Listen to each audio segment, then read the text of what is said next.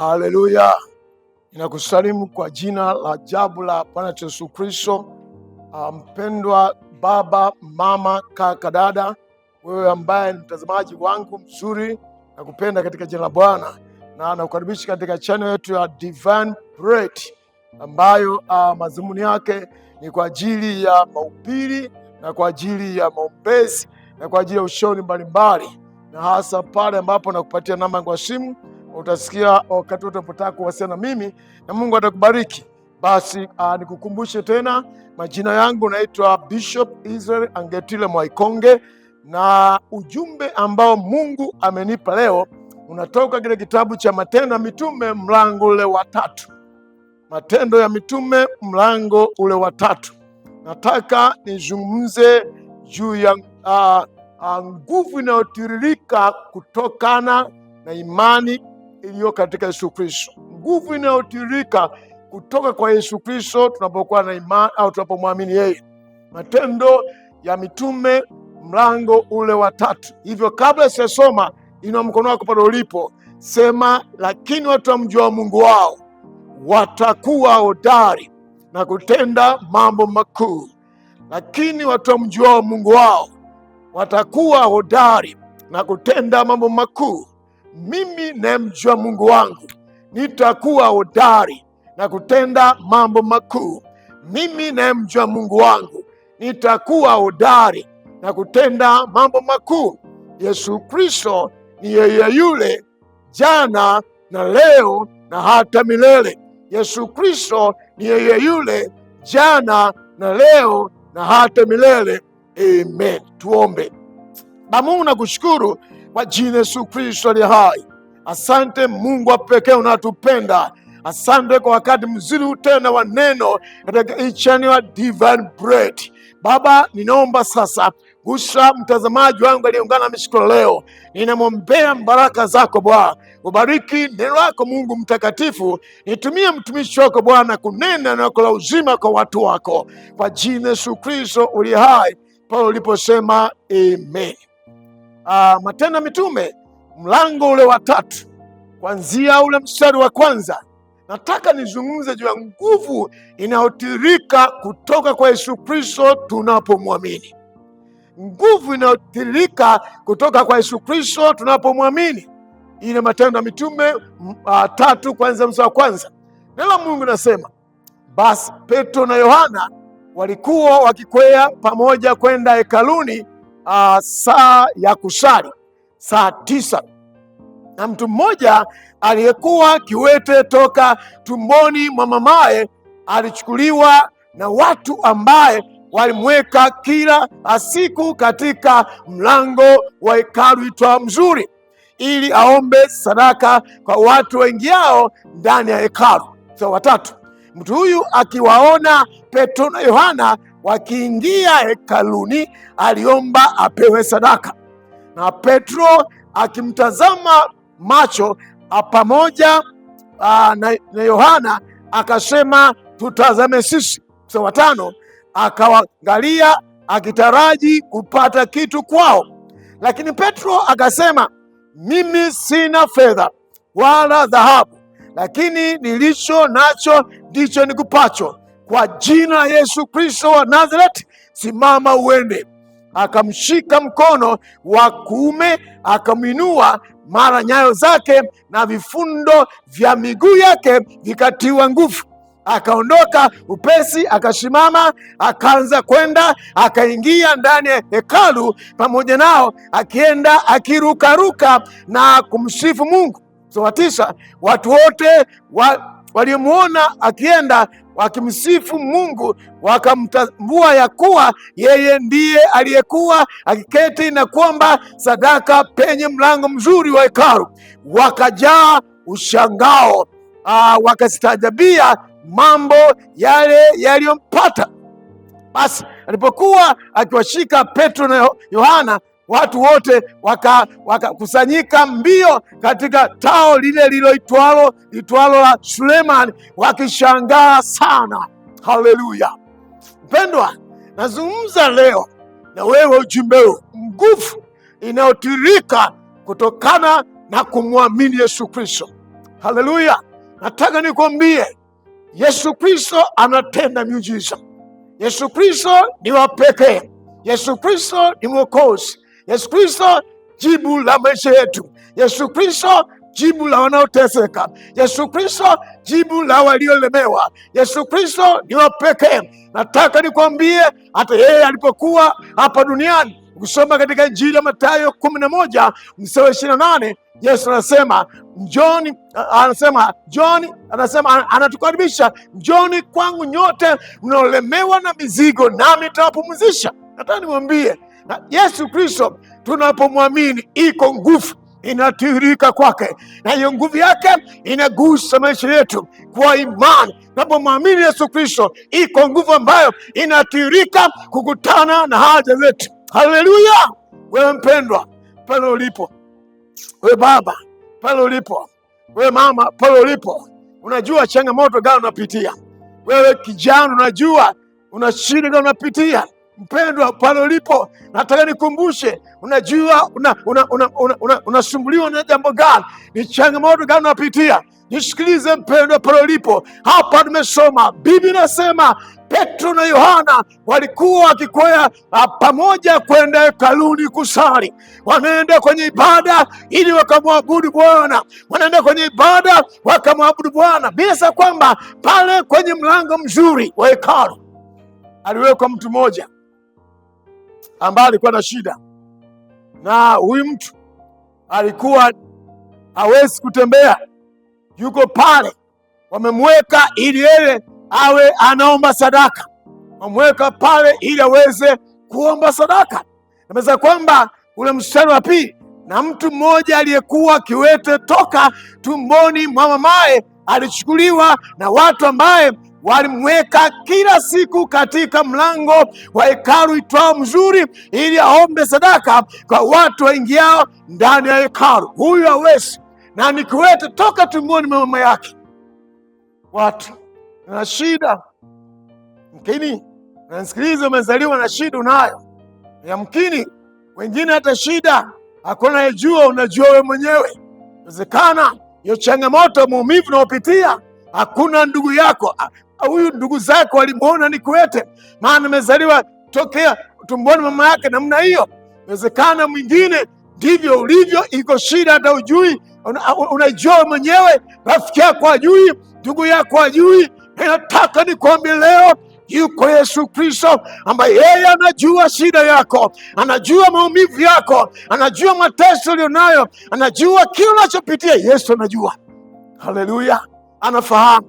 Kwa hawa wakamchukua ndugu yao, wakampeleka hekaluni kwenye mlango ili aweze kuomba sadaka kwa wale ambao walikuwa wanaingia hekaluni. Nataka nikwambie mpendwa, ndiyo, inawezekana hata pale ulipo una shida ya pesa. Inawezekana pale ulipo una shida ya pesa au kitu au mtaji au nini. Nisikilize, nataka nikwambie, hitaji lako la pesa sawa ni zuri, lakini hitaji la kuu nataka nikwambie ni Yesu Kristo. Haleluya! Huyo wakampeleka pale ili aombe sadaka. Mstari wa 3, mtu huyo akiwaona Petro na Yohana wakiingia hekaluni, aliomba apewe sadaka, na Petro akimkazia macho pamoja na Yohana akasema, tutazame sisi. Akawaangalia akitaraji kupata kitu kwao. Ona, wakamwambia tutazame sisi. Alipoangalia anajua anatarajia apate pesa. Haleluya, yeye anataka apate pesa. Petro akamwambia, sikia, pesa hatuna. Hey, ndugu yangu, angalia, huyu amewekwa pale ili aombe sadaka, na walipomwambia awatazame, ninaamini aitajia kwamba okay, wanaingia mfukoni, wanatoa pesa, wanampatia. Hakujua. Petro anamwambia msaiwane pale, na Petro akimkazia macho pamoja na Yohana akasema, tazame sisi. Mstari wa 5, akawaangalia akitarajia kupata kitu kwao. Mstari wa 6, lakini Petro akasema, mimi sina fedha wala dhahabu. Oh, jibu gani ya kukatisha tamaa! Huyu anataka apate pesa, anatarajia asaidiwe lakini wanamwambia tutazame. Okay, akawatazama akitarajia kupata kitu kutoka kwao, lakini Petro anampatia jibu la ajabu, anaambia hey, pesa hatuna. Halo, pesa hatuna, pesa hatuna. Lakini angalia bii yake mstari wa 6, mimi sina fedha wala dhahabu, lakini nilicho nacho ndicho nikupacho. Haleluya! Lakini kile nilicho nacho ndicho nikupacho. Je, Petro alikuwa na nini? Nataka niwaambie, Petro alimwamini Yesu Kristo. Petro alikuwa na Yesu Kristo. Petro alikuwa mtume. Petro alikuwa mwanafunzi wa Yesu Kristo. Petro alitembea na Yesu Kristo. Petro alikuwa na Yesu. Nami nakwambia leo, iko nguvu inayotiririka tunapomwamini Yesu Kristo. Iko nguvu ya pekee. Petro ana Yesu. Haleluya! Petro ana Yesu. Petro anamwambia, sina fedha, sina dhahabu, hicho nacho nitakupa. Nataka nikwambie, Petro alikuwa na kitu cha thamani kupita pesa, kupita dhahabu. Alikuwa nacho cha pekee. Alikuwa amemwamini Yesu Kristo, alikuwa na Yesu Kristo, na akamwambia kile tulicho nacho ndiyo pesa hatuna, dhahabu hatuna, ila kile tulicho nacho ndicho ambacho atakachokupa. Akamwambia, kwa jina la Yesu Kristo wa Nazareti, simama uinuke. Haleluya! Wapendwa, iko nguvu tunapomwamini Yesu Kristo. Iko nguvu ya pekee. Haleluya! Iko nguvu ya kutana na haja zetu. Iko nguvu ya kuingilia mahitaji yako. Iko nguvu ya kutoka kwa Yesu Kristo. Nami nakuambia leo, nataka nikuambia leo, ukimwamini Yesu Kristo leo, ukimwamini Kristo leo, wewe baba, hiyo shida ulio nayo huhitaji pesa. Hiyo shida ulio nayo haihitaji dhahabu. Hiyo shida ulio nayo haihitaji sindano mjue. Hiyo shida ulio nayo, nataka nikwambie ufunguo wake, jibu lake ni kumwamini Yesu Kristo. Ukimwamini Yesu Kristo, iko nguvu ya pekee kutoka kwa Kristo ambaye inaweza ikakutana haja zako. Haleluya! Huyo akaambiwa, fedha hatuna wala dhahabu, ila kile tulicho nacho ndicho tukupacho. Amen. Kile tulicho nacho ndicho tukupacho. Petro akasema, mimi sina fedha wala dhahabu, lakini nilicho nacho ndicho nikupacho. Kwa jina la Yesu Kristo wa Nazareti, simama uende. Petro alikuwa na Yesu, alimwamini Yesu Kristo. Petro alimtegemea Yesu.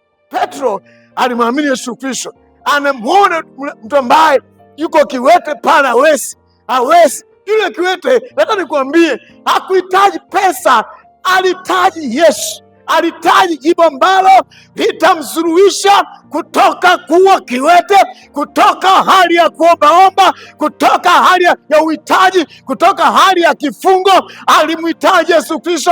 Nataka nikwambie, yako mambo ambayo pesa yako haiwezi, yako mambo ambayo dhahabu yako haiwezi, yako mambo ambayo cheo chako hakiwezi, yako mambo ambayo ndugu yako hawezi, yako mambo ambayo baba yako hawezi, mama yako hawezi, mtoto wako hawezi, bosi wako hawezi, mkuu wako hawezi. Nataka nikwambie, hata pasa wako hawezi. Hakuna anayeweza, mwanadamu yote hawezi. Yuko Yesu Kristo ambaye anaweza.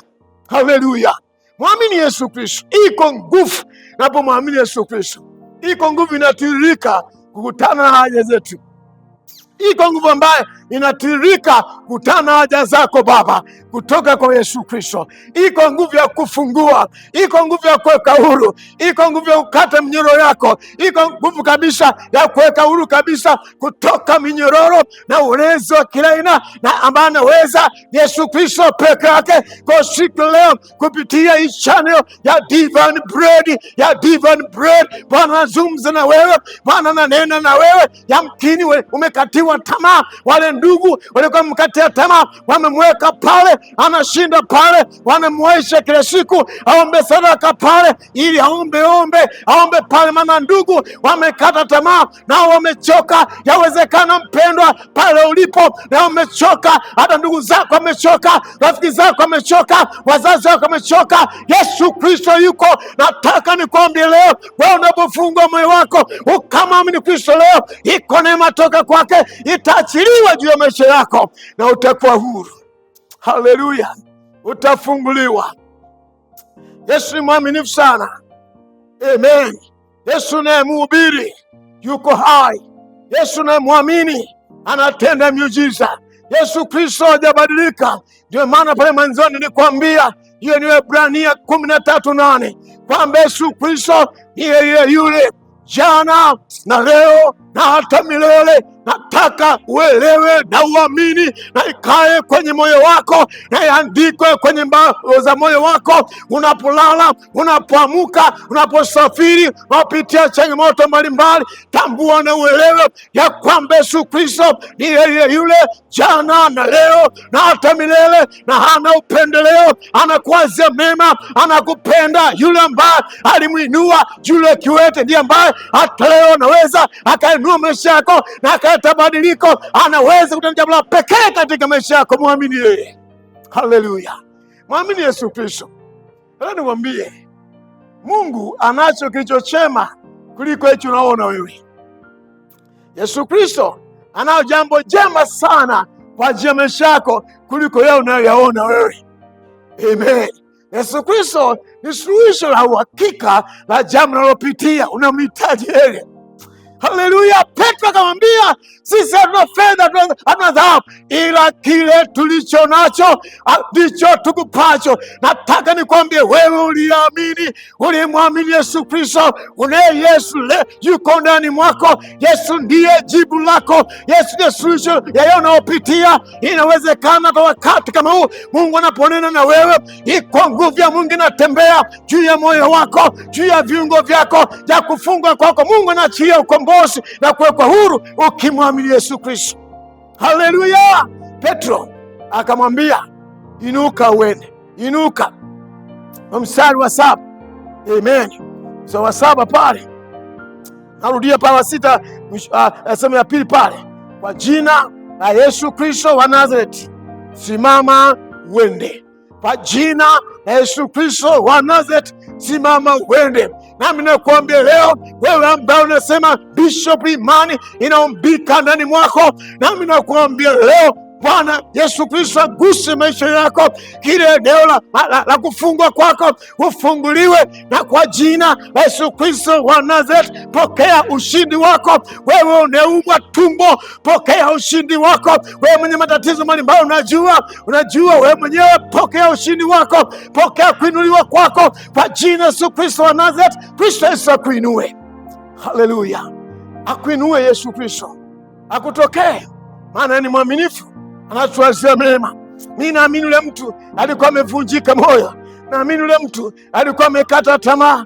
Inawezekana amevunjika moyo kabisa, anasubiri watu ndio wampeleke. Je, kama hakuna wa kumpeleka atafanya nini? Atakaa hapa anasikitika. Inawezekana mpendwa, unasema hakuna wa kupeleka kwenye mlango mzuri, lakini kwa njia ya channel ya Divine Bread Yesu anazungumza na wewe, anakufikia pale ulipo. Pokea neno la Mungu siku leo. Bwana ananena na wewe, ananena na mataifa. Mlango umefunguliwa kwa ajili yako. Kristo ananena na wewe siku leo. Hebu mwamini leo. Iko nguvu kimwamini Kristo. Kuna mtiririko wa pekee wa nguvu ya Bwana. Bwana atakufikia leo.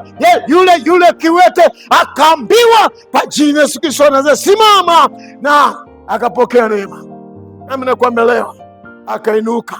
Huu mstari wa 7, akamshika mkono wa kuume akamwinua, mara nyayo zake na vifundo vya miguu yake vikatiwa nguvu. Haleluya! Nyayo zake, vifundo vya miguu yake vikatiwa nguvu. Kwa nini? Kwa jina Yesu Kristo. Aliposikia na Petro ambaye ana Yesu, amemwamini Kristo.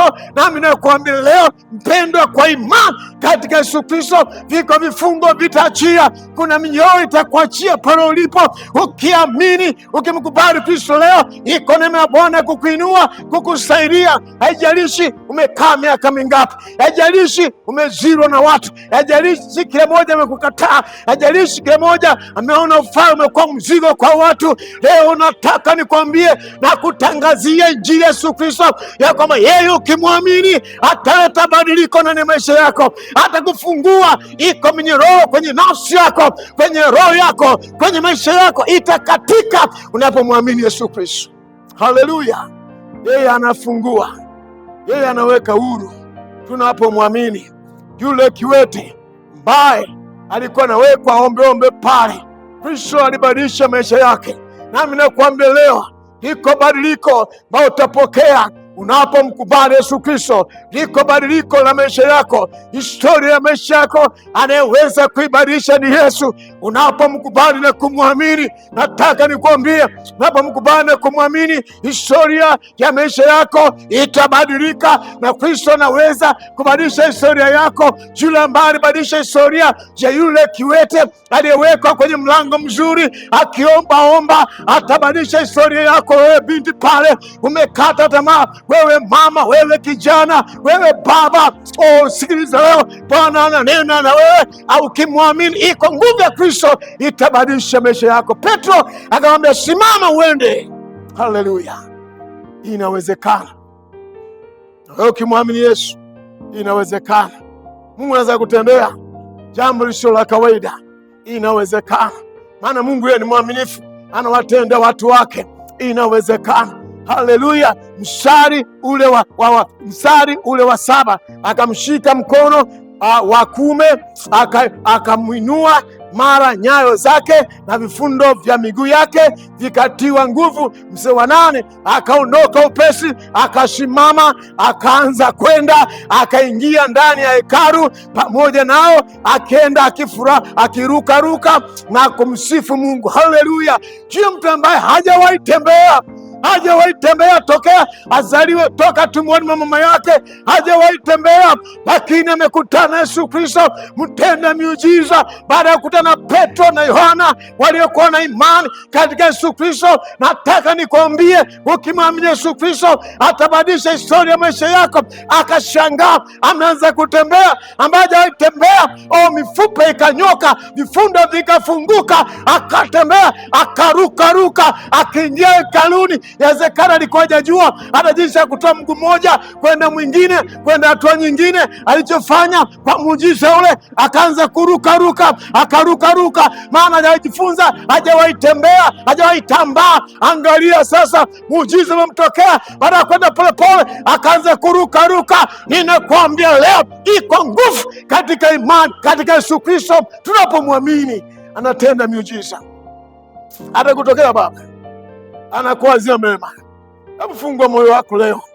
Petro akamwambia, tazame sisi kila tulicho nacho ndicho tukupacho. Nami nakwambia leo, haleluya, Mungu ana mema mengi kwa ajili ya maisha yako. Ukimwamini Yesu Kristo utaona kurasa mpya maisha yako. Vifungo vitakuachia. Yako maroho yamekandamiza maisha yako, unateseka kwenye vifungo, unateseka, unaumishwa, umefanywa kama sio wa maana. Mungu aliyekumba na kuwazia mema, Kristo leo atakuinua, atakubadilisha. Mwamini leo, mwamini Kristo. Iko nguvu napomwamini Yesu Kristo, liko badiliko la kweli katika maisha yetu, na atatutendea, maana ni mwaminifu. Wakashanga watu walipoingia hekaluni, anarukaruka, anamsifu Bwana. Aliyezoea kukaa kwenye mlango wa nje wa hekalu ameingia sasa hekaluni, ameingia na wengine. Nami nakwambia pendwa, maisha yako atabadilika. Utamtukuza Bwana, utamshangilia Bwana, utamwabudu Bwana, utakuwa mtu mwingine, utaona uzuri wa Bwana. Nami nakwambia leo, weka imani katika Yesu Kristo. Haleluya! Atatenda makubwa katika maisha yako. Watu wakashangaa. Atakayebadilisha maisha yako ni Yesu. Mwanadamu hawezi. Yako mambo mengine hakuna mwanadamu, hakuna daktari, hakuna msomi, hakuna pesa, hakuna nguvu yote inaweza kusaidia, ni Mungu peke yake. Mwamini Yesu Kristo leo. Kabla sitamaliza, nataka nikwambie, naweza kusema yani tukimwamini yeye tutatenda mambo makubwa hata zaidi ya yale aliyotenda Kristo tukimwamini. Nami namkwambia kuna nguvu ya ushindi unapomwamini Yesu Kristo. Mwamini Yesu leo, anakuwazia mema, anakupenda. Kabla sitamaliza, uko pale hujaokoka, mpendwa, hujaokoka, mpe Kristo maisha yako siku leo. Fungua moyo wako leo, mkaribishe Yesu katika maisha yako. Bwana Mwokozi wa maisha yako. Basi nifuatishe maneno hayo kwa imani kabisa, ukimaanisha sema: Yesu Kristo, asante kwa neno lako nimesikia leo. Wewe uliyemwinua yule kiwete, naomba uniinue leo, naomba uniokoe, ufanyike Bwana na Mwokozi wa maisha yangu. Kuanzia leo ninakukaribisha kwenye maisha yangu, uniokoe, utawala maisha yangu siku zote mpaka uzima wa milele. Asante Mungu kwa kuniokoa, katika jina la Yesu Kristo nimeomba, amen. Pale ulipo, nataka sana nikuombee kabla sijamaliza. Uko na shida zako, huyu Kristo aliyekutana yule aliyekuwa kiwete akutana wewe leo. Chukua mkono wako, weka kifuani mwako au kifuani pako, ili Mungu akutane na wewe. Baba Mungu, katika jina Yesu Kristo wa Nazareti, ninamwombea yule baba pale, yule mama pale, yule binti pale na kijana pale, namwombea Bwana wako ambao wanasikia madhaifu kwenye miili yao, ninawaombea uponyaji leo. Pokea uponyaji kwa jina Yesu Kristo. Vifungo toka juu yako, na kuombea neema Mungu ikuinue Yesu Kristo kwenye shida mbalimbali, wengine kwa habari ya masomo yao, kwa ajili ya miradi yao, kwa ajili ya biashara zao, kwa ajili ya familia zao. Bwana, ninawaombea watokee, wainue mfalme mbinguni katika maisha yao, katika jina Yesu Kristo mwana wa Mungu aliye hai, amen. Narudia mwishoni, unahitaji kuwasiliana na mimi, namba zangu za simu ambazo zinapatikana kwa WhatsApp ni 0754845969. Narudia, ni 0754845969. Unaweza kunipigia simu wakati wote ule unahitaji ushauri, unahitaji maombezi mengine, utanipigia simu. Na unaposikia kutoa sadaka yako, toa sadaka kupitia namba ya simu. Basi Mungu akubariki sana sana kwa kushiriki Divine Bread. Bwana akubariki.